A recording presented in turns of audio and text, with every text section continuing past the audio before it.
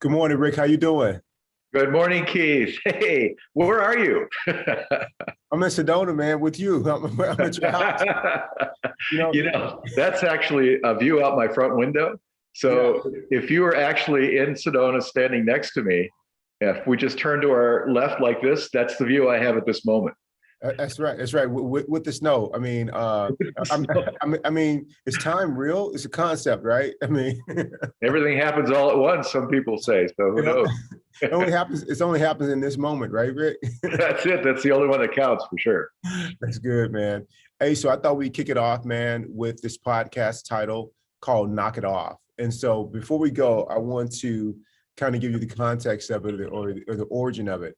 So I'm doing some work, at Mayo Clinic, and I get an opportunity to really like collaborate with some amazing leaders.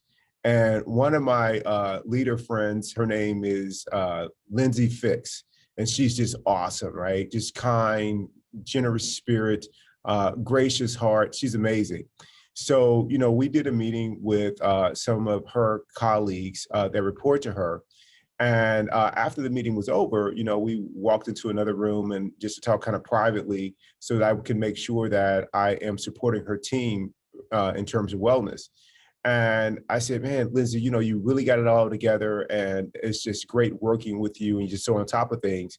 And she says, really? I was like, yeah. She's like, well, I just feel like, man, my confidence, it's not very strong. And I'm like, what? I mean, like you seem really confident to me and you're not only confident, but you're definitely competent and super intelligent. She's like, but man, keep my confidence, like it wanes. And I was like, okay. I said, so you want to do something about it? Because it's all a narrative that is going on in your head that is making you think that you're not confident, like you're identifying with whatever that narrative is so we can change the narrative. But sometimes it requires having like partners, accountability partners around you. And so when you're doing it, they can, just bring your attention to it. And I said, what about your office mate? Like, she's fantastic. I met her too. Like, she's a baller. And she's also a leader within the work unit. And she says, yes, what does she say? Well, when I come in, like if you come in from a presentation or you giving a talk and you start into your narrative about how, you weren't sure about how well you did and it didn't go well and you failed, what does she say to you? She looks at me and she says, Lindsay, knock it off. And so I said, I love that. And I said, can I borrow that? And I just think about myself when I get into, a narrative that is unkind, that is full of judgment, that is fear-based or, worry and ruminating. I've been saying to myself, man, ever since you told me this about 3 weeks ago, I've been saying to myself, I've been looking at my shoulders and my ego is still like, knock it off. So I love it, man. So I just thought we could do a podcast that when you're not being yourself and you're like wrapped up with some kind of narrative or you are at the mercy or at the effect of your emotions or whatever is going on that's completely outside of your control, ruminating thoughts, fear, whatever else is that if you can stop yourself and like break that link, to clear the space for something new to come through it. And for me, it's just most recently become knock it off.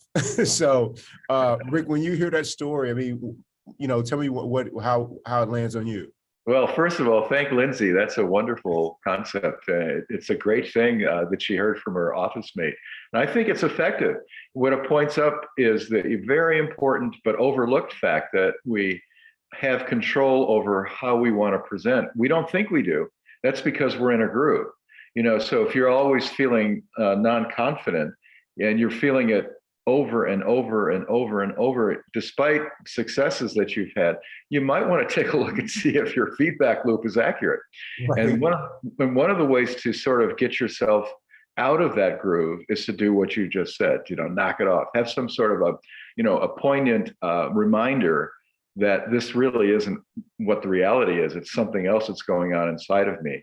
I think people do that with humor as well. They'll make a joke of something and that will kind of shake you out of that feeling of negativity or whatever that ego protection is that's been created for you. One little footnote, I did something similar to that. I'm sure it happens to you too. You know, like when we were doing the triathlon in Malibu. Um, you know, when you first hit that water and you got a mile to swim, you know, there's a lot of self-doubt. A mile in the ocean is no joke when the water especially for this guy. You did it, man. You did it. I mean, come on.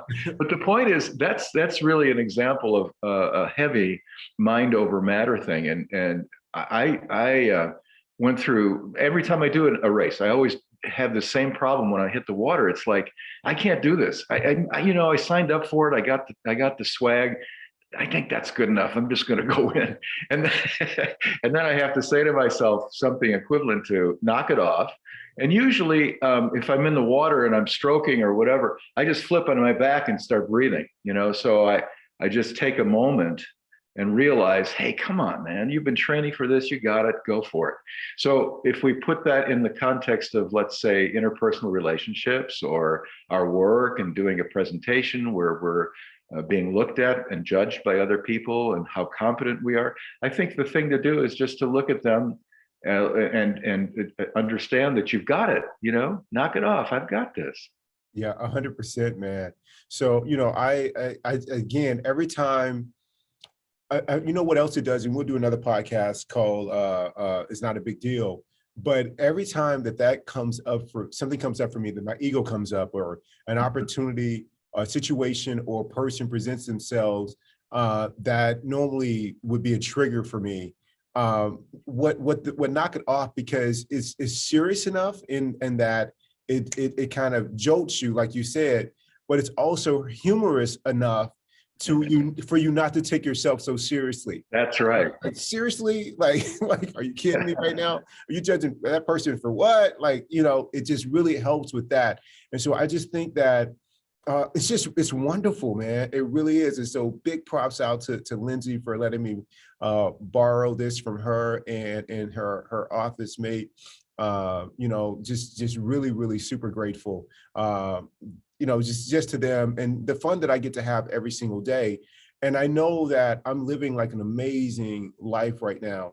And a lot of that is just because over the last 7 years, I've been telling my ego to knock it off. And so, and I didn't know that's what I was doing exactly. And so I've been in the present moment, and I've been able to relate to challenging situations and people very differently. And had I not, like, I see all of those things as opening to show up differently, to be kind in the face of people that may not be conscious or displaying kind behavior. Difficult situations, seeing them also as openings to practice either patience or resiliency or something like that. And this phrase is wonderful, man. So I'm gonna close, Rick, and stop talking and let you bring us home on this one. Okay, just a couple of things to elaborate on your points. Those were well made, and I agree with all of them. I think that one of the things that we have to remember is that the ego is really brilliant at creating masks and creating distance between ourselves and other people. And if we just get to the nub of it and think, well, you know, it really doesn't matter. Your opinion of me is none of my business. You know, I can't control it. I don't want to control it. I mean, problems really begin when you're trying to make other people like you or trying to get other people to see you in a certain way. So if you can let go of that, which means managing your ego, lots of great things come. And the first of many of good things coming to you when you're able to let go like that is that you stop self-judging. You know, here I am.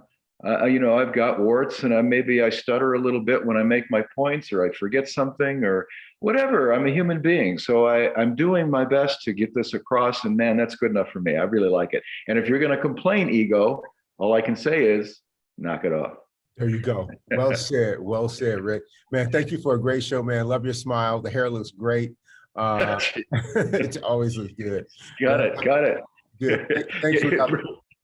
Where's your parka? You know, you got to leave here with put your parka on with all that cold weather. You know, when I go outside into the elements, you know, and you know, I'll put it on. But for right now, I think I'm okay. It's nice and toasty in your house by the fireplace. I saw that firewood in the background. So thank you. You know, just throw a couple of logs on. All right, buddy. All right. I love you. I'll take care, man. I love you too. Thanks, Rick.